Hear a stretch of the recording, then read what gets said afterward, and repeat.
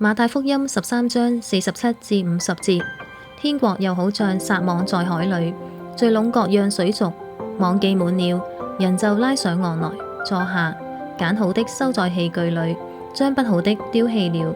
世界的末了也要這樣，天使要出來，從義人中把惡人分別出來，丟在火爐裏，在那裏必要哀哭切齒了。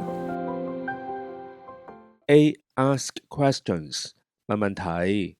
一，你認為呢個故事係傾向謎語式比喻定係敘事式比喻呢？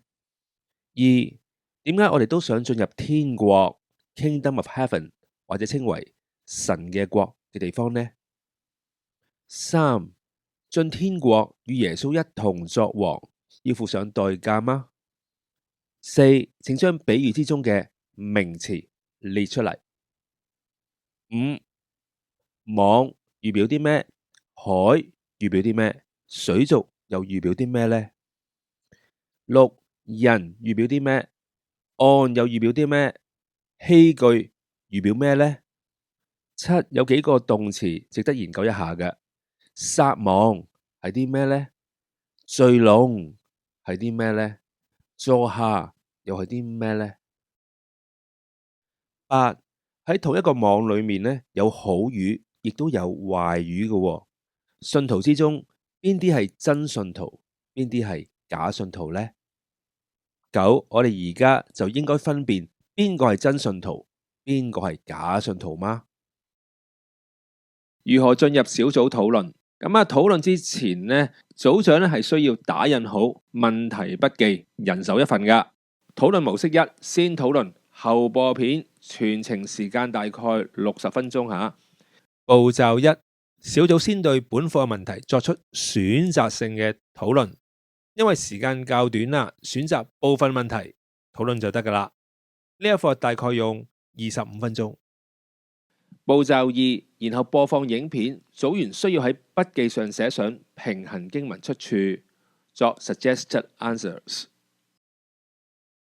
討論模式二，播片，遇到問題按暫停，逐條討論，全程時間大概係75分鐘。步驟一，喺 question 跳出，讀完之後就按暫停，大家可以討論。步驟二，討論完畢之後繼續影片播放，組員需要喺筆記上寫出平衡經文出處，做 suggested answers。討論模式零，建議模式就係組長自己帶。步驟一，查經組長用呢個視頻嚟備課。步驟二，查經組長就需要親口表達嚟帶組嘅，即係唔使播視頻。模式一嘅時間長度60分鐘，模式二嘅時間長度75分鐘。為咗能夠準時完成 ABC 嘅門訓流程，喺聚會中播放視頻嘅時候，即係啱啱講嘅模式一或者二，建議從視頻嘅呢一刻4分35秒開始播放。A. Ask questions 已經完成啦。B. Bible story 以及相關嘅平衡經文。問題一，你認為呢個故事係傾向謎語式比喻定係敘事式比喻呢？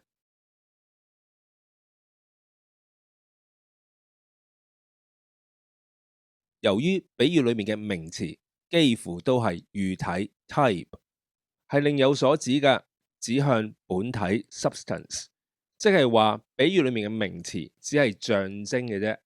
呢啲象徵係用嚟預表另一樣嘢，所以呢個故事係傾向謎語式嘅比喻，即係話耶穌想同我哋玩猜謎語啊。馬太福音13章35節，這是要應驗先知的話，說我要開口用比喻，可譯謎語，把創世以來所隱藏的事發明出來。耶穌當時係引緊詩篇78篇2節嘅。詩篇78篇2，我要開口說比喻，我要說出古時的謎語。比喻呢個中文翻譯希伯來文 Mashal 係可以譯成謎語噶。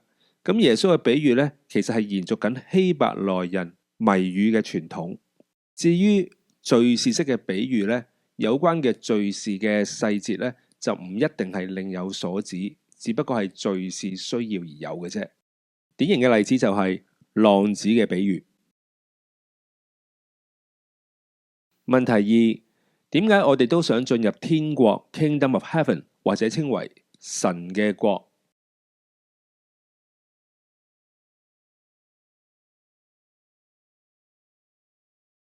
其實天國嘅同義詞就係神國或者係神的國。喺四福音裏面呢，呢兩個詞係互相平衡，可以互相替換嘅。其實歷史上呢，好多人離鄉別井啊，移民到其他嘅地方啊，目的呢都係想尋找一個相對公義啦、相對和平啦、同相對快樂嘅地方生活嘅啫。我啲親戚咧喺1970年嘅時候咧，就成家一家大細從深圳游水嚟香港嘅。當時咧為咗攞到香港嘅身份咧，就喺後海灣咧就夜晚黑集體落水嘅，希望咧游到香港嗰邊。其中咧有啲係幾歲大就學曉游水噶啦，咁啊抱住啲木板啊，用啲汽水樽啊綁喺個身嗰度啊，做啲簡單嘅浮具啊，咁希望浮到過嚟香港。當時咧，佢哋為咗進入香港，真係搏命㗎。俾我諗起咧，馬太福音11章12節嚇，天國係努力進入㗎。羅馬書14章17節，因為神的國不在乎吃喝，只在乎公義、和平，並聖靈中的喜樂。聖經講到神嘅國有三大特點㗎：公義、和平，並聖靈中嘅喜樂。我如果啲朋友咧移民到國外之後咧，對國外嘅環境咧感到失望嘅，原本以為相對公義嘅地方，原來都係不公嘅，冇真正嘅和平，生活上嘅煩惱比離鄉別井之前更多。聖經咧早就講過啦，這世界非吾家，我哋喺呢個地球上咧，即係客旅，即係寄居嘅啫。真正嘅公義、真正嘅和平、真正嘅喜樂喺天國先至有嘅。路加福音22章29至30節，我將國賜給你們，正如我父賜給我一樣，叫你們在我國裏坐在我的席上吃喝，並且坐在寶座上審判以色列12個支派。喺四福音裏面咧，俾我哋睇到進神國呢個概念嚇 ，Kingdom of God 係包括埋皇權嘅 kingship， 即係話與主同席、同坐寶座，都包含喺進神國裏面嘅。與主同席就係羔羊婚宴，10個童女之中有5個係準備好嘅，就能夠進入婚宴；另外5個未準備好嘅，就不能進入婚宴。羔羊婚宴咧係預表緊同主耶穌嘅親密。咁同坐寶座呢？同坐寶座就係與主一同作王嘅意思嚇。所以進神國咧，其實唔單單淨係講緊救恩呢個白白恩典嘅，仲有係皇權嘅賞賜，就俾忠心到底嘅基督徒。我認識咧唔少人咧，移民他國之後咧，就打算回流，主要係因為咧家人啊、親戚啊仍然住喺自己嘅家鄉，自己喺國外生活感覺到孤單。一日我哋返到天國，我哋能夠進入羔羊婚宴，成為基督親密嘅新婦，就唔會再有呢種缺乏親密感嘅問題啦。另外，我哋返到天國就唔係冇嘢做嘅，我哋與主一同作王嘅，唔會懼怕失業嘅問題。哥林多前書15章42節，死人復活也是這樣，所種的是必朽壞的，復活是不朽壞的。嗱，呢點更重要啦，唔需要有醫保嚇，進入神國嘅身體咧係唔會老、唔會壞嘅。好，嚟個小結下，神嘅國咧係最理想嘅移民國度，有公義、有和平、有喜樂，同埋與主同埋與人嘅親密感，有皇權，即係有工返啦，仲有唔使醫保，擁有住唔會老唔會死嘅身體。問題3：進天國與耶穌一同作王，要付代價嗎？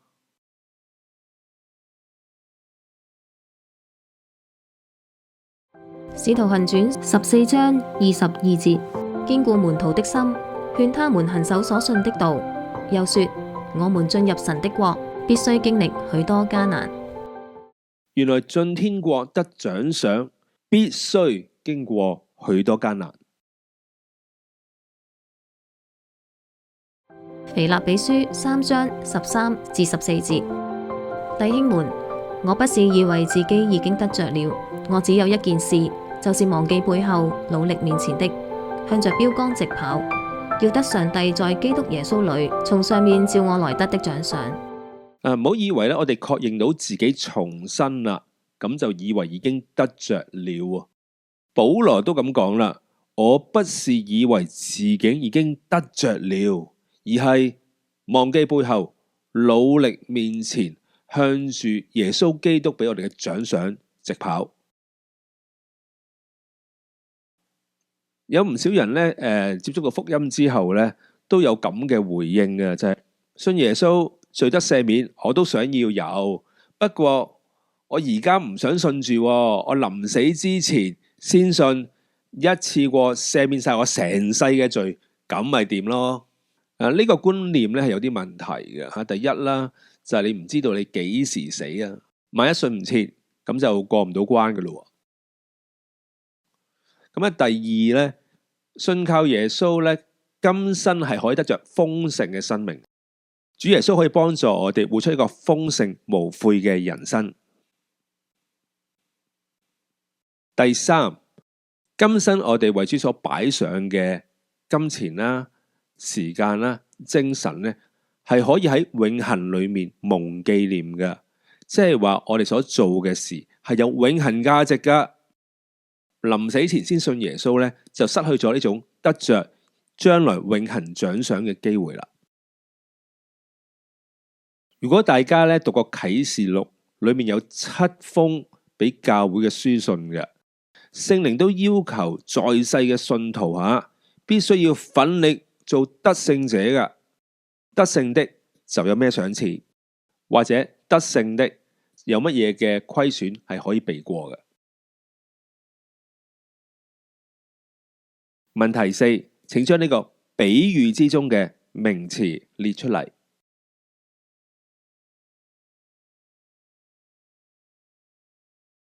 我睇翻個主打經文下，邊一部分係比喻部分呢？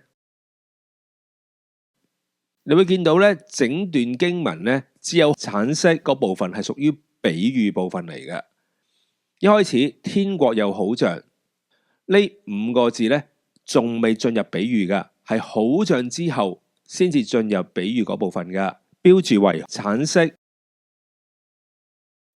你又會發現49節咧，整節都唔屬於比喻嘅一部分，只不過係解說緊比喻裏面嘅細節。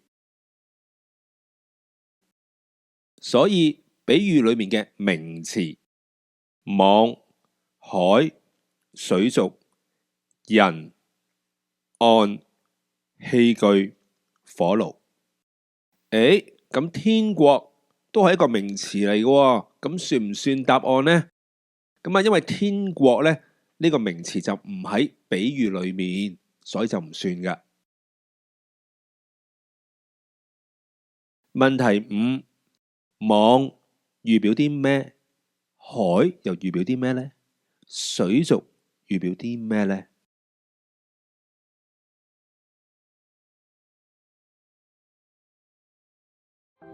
馬太福音24章11至14節，且有好些假先知起來，迷惑多人，只因不法的事增多，許多人的愛心才漸漸冷淡了。唯有忍耐到底的，必然得救。這天國的福音要傳遍天下，對萬民作見證，然後末期才來到。我哋做個表啊，第一欄係 type 喻體，用嚟預表第二欄嘅 substance 本體，咁第三欄就係相關嘅平行經文。冇錯，網就係預表天國嘅福音啦。網就係喻體，天國嘅福音就係本體。比喻裏面嘅網記滿了，就係平衡馬太福音24章11到14節嘅傳遍天下。有時又叫做外邦人教會時期嘅完結，又稱為外邦人嘅日期滿了。路加福音21章24節。啟示錄17章15節，天使又對我說：你所看見那淫婦坐的眾水，就是多民、多人、多國、多方。啟示錄呢度嘅眾水，即係海，係預表各民族，即係世界。海預表世界。哈巴谷書1章14節，你為何使人如海中的魚，又如沒有管轄的爬物呢？耶穌曾經講過一句好出名嘅說話㗎，要你得人如得魚。馬太福音1:17、4、19，用魚嚟預表人，原來唔單止新約㗎，連舊約都係用水族，即係啲海鮮啊嚟預表人。點解用水族呢？因為水族即係唔同嘅海產啦，吓咁水族係好多樣化嘅，有啲咧有好硬嘅殼啦，有啲好似水母咁軟賴賴啦，有啲咧就牙尖嘴利嘅，好似鯊魚咁嘅，有啲咧8足咁多爪嘅，成隻八爪魚咁嘅。其實人都係一樣嘅，一樣米養8樣人，人都有好多唔同嘅種類嘅。有啲人咧嘅硬殼好識保護自己嘅，有啲人軟賴賴識得射博噶，有啲人咧牙尖嘴利咧唔好嘢噶。一樣米養8樣人。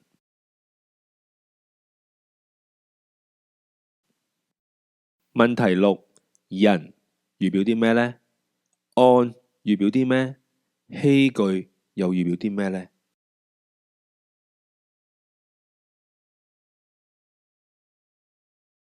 馬太福音13章48節，人就拉上岸來嘅人，原文係複數嘅。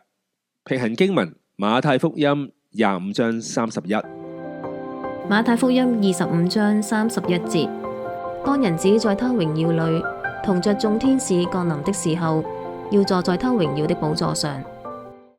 人作為喻體，好多時候預表人子嘅，即係人子耶穌。但係呢個人係複數嚟嘅，所以呢，佢預表嘅本體就係人子耶穌加眾天使。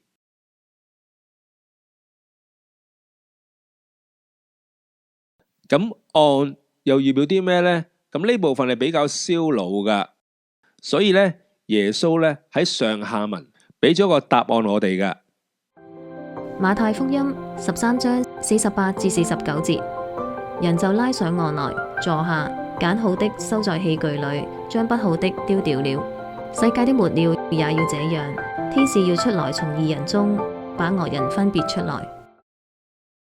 原來第49節呢，就係比喻部分第48節嘅解釋嚟噶。講開又講啦吓，釋經呢有個好重要嘅金律噶，就係上下文係釋經原則之王嚟噶。係屬於最優先考慮嘅釋經原則，上文下理。啱啱咧睇過海，海係預表啲咩啊？海係預表世界啊嘛。咁海嘅盡頭係啲咩呢？海嘅盡頭咪係岸咯。咁海嘅盡頭咪即係世界的末了。所以48節嘅岸係預表49節嘅答案。世界的末了係有少少燒腦嘅，因為耶穌咧用地點嚟比喻時間，因為岸係海嘅盡頭，係地點嚟噶，而世界嘅末了係時間嚟噶。耶穌咧用地點嘅圖像嚟預表時間點。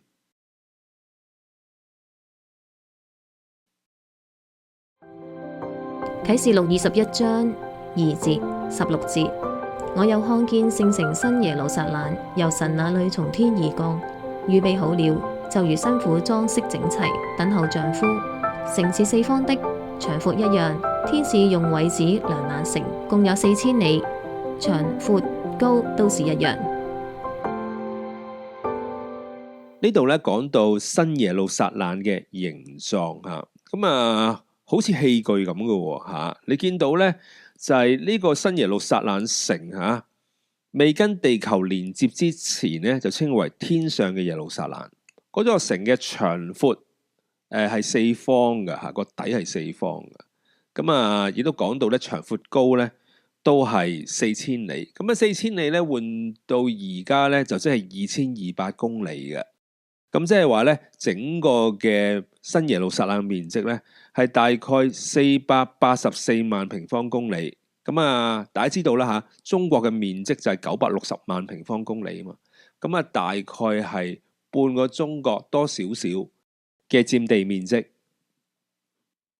耶路撒冷個底基咧似乎唔係好大嘅啫，半個中國咁大。咁但係高度就有啲嚇人嘅，因為個高度咧有成半個中國咁高。嗱，咁即係話咧係穿過晒大氣層噶啦。如果我哋喺嗰個嘅城牆下面企咧，基本上見唔到頂噶。我估咧應該會分好多層嘅，因為個高度咁高嘅話咧吓，咁有啲解經家就按住聖經呢啲咁嘅長闊高嘅條件嚟想象整個城嗰個形狀係啲咩咧？咁最常見就係一個立方體啦。咁但係有啲解經家話，咦？按條件又唔一定係立方體喎，因為咧個底座係長闊一樣啫嘛。咁即係話係正方形嘅底座，但係可以係錐體，好似金字塔咁都可以嘅。去拆解聖經啟示嘅圖像，好多時要運用到平衡經文。歷代志下3章8節，他又建造至聖所，長20肘，與殿的闊度相等。闊20肘，高20肘，貼上精金，共用金子600他連得。所羅門聖殿至聖所嘅尺寸都係長、闊、高一樣嘅立方體空間，所以新耶路撒冷係錐體嘅可能性咧，應該唔大。可以咁睇，至聖所就係天上耶路撒冷嘅縮細版。當然啦，我亦都唔排除呢個可能，就係啟示錄呢度所講嘅長闊高咧，只係一種象徵性嘅意思。雖然咧就唔排除呢點，但係咧我個人傾向咧，新耶路撒冷聖城嘅大細嘅記載咧，係按住人類嘅尺寸嚟記錄噶。因為第17節又量了城牆，按着人的尺寸就係天使嘅尺寸。呢度講到天使都係按人類嘅尺寸嚟量度嘅。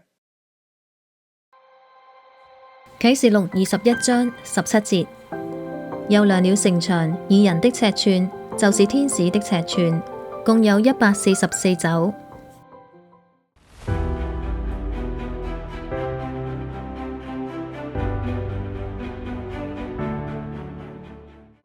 啟示錄21章2節，我又看見聖城新耶路撒冷由神那裏從天而降，預備好了，就如新婦裝飾整齊，等候丈夫。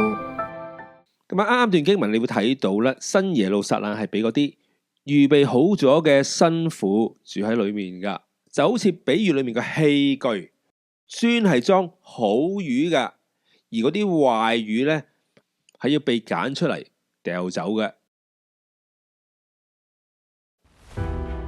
加拉太書4章26節，但那在上的耶路撒冷是自主的，他是我們的母。嗱，呢段經文咧講到天上嘅媽媽吓，好得意吓，就講到天上嘅耶路撒冷咧就係我哋嘅母吓。天上我哋有爸爸，即係天父父神啦。天上有一個兄長就係耶穌基督啦。咁天上嘅母咧，其實就唔係一個神格嚟嘅，可以咁睇咧，係個 motherland。係一個母親地吓，聖經咧將天上嘅耶路撒冷咧形容成為我哋嘅母親地，係我哋要羨慕進入噶。希伯來書11章10節、16節，因為他亞伯拉罕等候那座有根基的城，就是神所經營、所建造的。他們卻羨慕一個更美的家鄉，就是在天上的。所以神被稱為他們的神，並不以為恥，因為他已經給他們預備了一座城。希伯來書11章係一章非常出名講到信心偉人嘅篇章。啱啱讀到嘅他按上文就係亞伯拉罕啦，而他們呢按上文就係眾多嘅舊約嘅信心偉人。原來佢哋在世嘅時候呢，心底係知道自己其實係寄居嘅，而且心底裏面渴慕有一日要翻呢個天空之城，天上嘅耶路撒冷，亦都係佢哋靈魂嘅母親地 Motherland。詩篇137篇6：我若不紀念你，若不看耶路撒冷過於我所喜樂的，情願我的舌頭貼於上膛。嗱，呢段詩篇呢，我覺得幾誇張嘅，就係詩人呢鼓勵我哋要愛慕耶路撒冷過於我所最喜樂的，係最喜樂的都要過於。咁我相信呢個耶路撒冷唔係指緊地上嗰個啦，因為華人嚟講對地上嘅耶路撒冷就冇乜太大感情。咁但係呢，地上耶路撒冷其實預表緊天上嗰個噶嘛。所有基督徒都應該追求一個預備好嘅生命嚟進入呢個天上嘅耶路撒冷，為自己將來永恆嘅居所做好準備。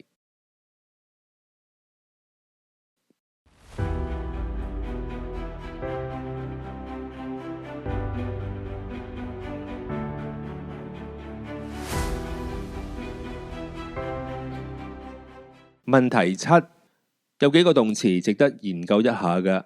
撒網係啲咩呢？聚攏係啲咩呢？坐低又係啲咩呢？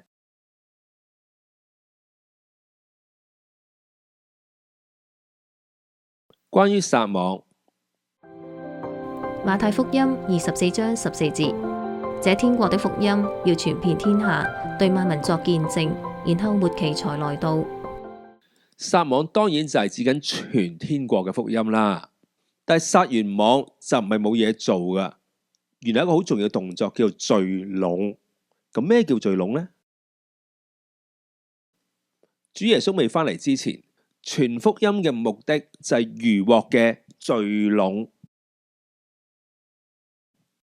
關於比喻裏面個聚攏，原文碼係 G463 Synagogue。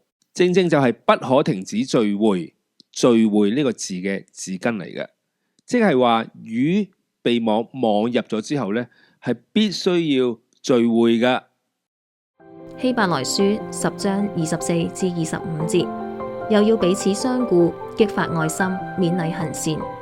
你們不可停止聚會，好像那些停止慣了的人，倒要彼此勸勉，既知道那日子臨近，就更當如此。聚會咧係 G1997 Episynagogi， 跟聚攏 G463 Synagogue 都有同一個字根嘅。聖經咧好嚴肅咁樣咧，就同我哋講下，信徒咧需要定期聚會，不要停止，千祈唔好效法嗰啲咧停止慣了的人，嗰啲係壞榜樣嚟嘅。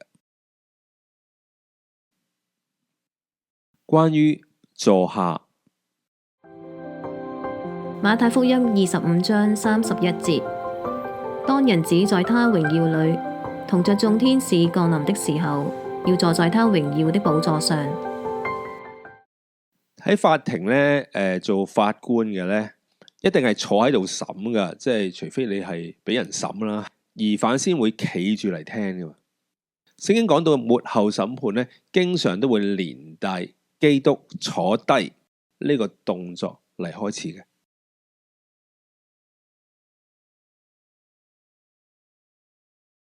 問題8，喺同一個網裏面呢，有好魚，亦都有壞魚噶。咁啊，信徒之間邊啲係真信徒，邊啲係假信徒呢？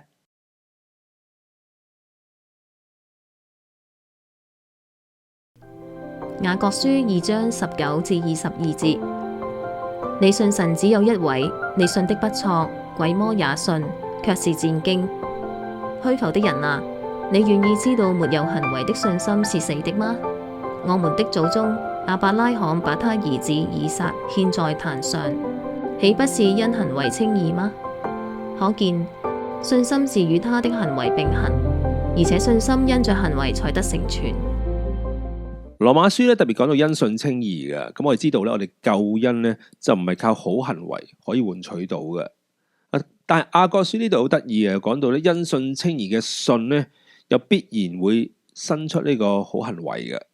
呢度咧有一個比較，就係一個有行為並行嘅信心，同埋魔鬼也信嘅信心。魔鬼信唔信有神呢？一定信有嘅，因為喺約伯記記載咧，魔鬼咧喺天上咧跟神打牙交嘅。但係呢種信有定冇嘅信，魔鬼可唔可以因為咁而救到自己呢？係唔得噶嘛？呢啲咧就係假信徒嘅信心啦。咁真信徒嘅信心係點嘅呢？就係相信耶穌基督為自己生命嘅主嘅信心。呢個就係真正嘅因信稱義啦。呢種信心咧係必然會生出好行為嘅。咁即係話，如果係好魚，就必須有好行為嚟引證佢嘅重生嘅真假。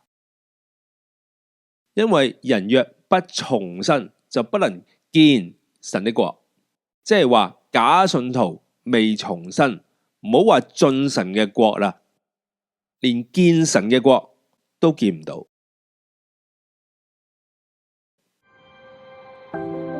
馬可福音1章15節，耶穌說：日期滿了，神的國近了，你們當悔改，信福音。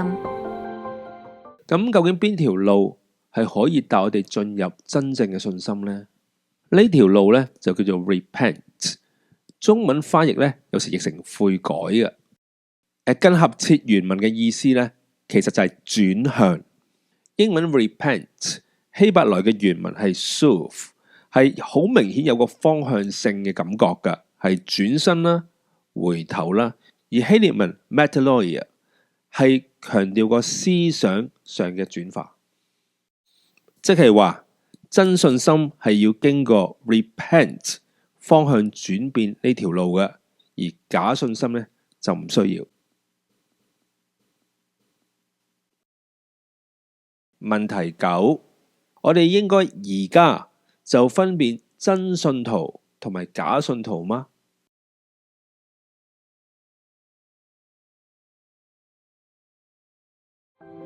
馬太福音13章29節，主人說：不必，恐怕薅稗子，連麥子也拔出來，用這兩樣一齊長，等着收割。其實呢個問題呢，唔單止有好魚同壞魚嘅比喻嘅，仲有另一個比較出名嘅比喻咧，叫做麥子同埋稗子嘅比喻吓。咁呢個稗子咧又叫毒麥吓，毒麥即係有毒嘅麥子啊。直到收割之前咧，麥子同埋毒麥咧，佢個樣係極相似嘅。就算係一啲好有經驗嘅農夫咧，都未必分得出麥子啊定係毒麥啊。要直到咧收割嘅時候咧，先至分得清邊啲係麥子，邊啲係稗子，即係毒麥。網上數據咧話俾我哋知咧，喺2026年頭啦吓，喺82億嘅世界人口當中咧，廣義基督徒咧係佔25億噶吓，咁即係話咧每3個地球人咧有1個自稱係基督徒啊，呢個叫廣義基督徒啦，即係包括埋天主教啊、東正教等等嘅。而呢啲自稱基督徒嘅人群咧，其實好大部分咧都係冇恆常聚會噶，亦都咧一生裏面咧可能接觸教會係1-2次嘅啫。即係話喺地球上面，假信徒係度度都係噶，可以咁講，稗子遍地。雖然係咁，耶穌咧就話而家就唔好拔嗰啲稗子喎，恐怕連嗰啲麥子咧都會被連累。哥林多前書4章5節，所以時候未到，什麼都不要論斷，只等主來，他要照出暗中的隱情，顯明人心的意念。那時各人要從神那裏得着稱讚。點解而家唔拔走啲稗子呢？聖經咁講，因為人嘅動機啦同隱情並唔係我哋人可以知道嘅，只有神先有呢個嘅審判嘅權利吓。而且咧，神都係等待呢啲稗子悔改噶嘛。其實我哋未悔改之前都係稗子嚟嘅，只係而家我哋憑信心回應神嘅揀選同埋重生，好叫我哋重生成麥子啫。聖經提醒我哋時候未到，唔好隨意定人罪，直等到主來。ABC 嘅 C commitment 委身。我哋停一停呢個畫面，一齊讀3次以下嘅委身經文。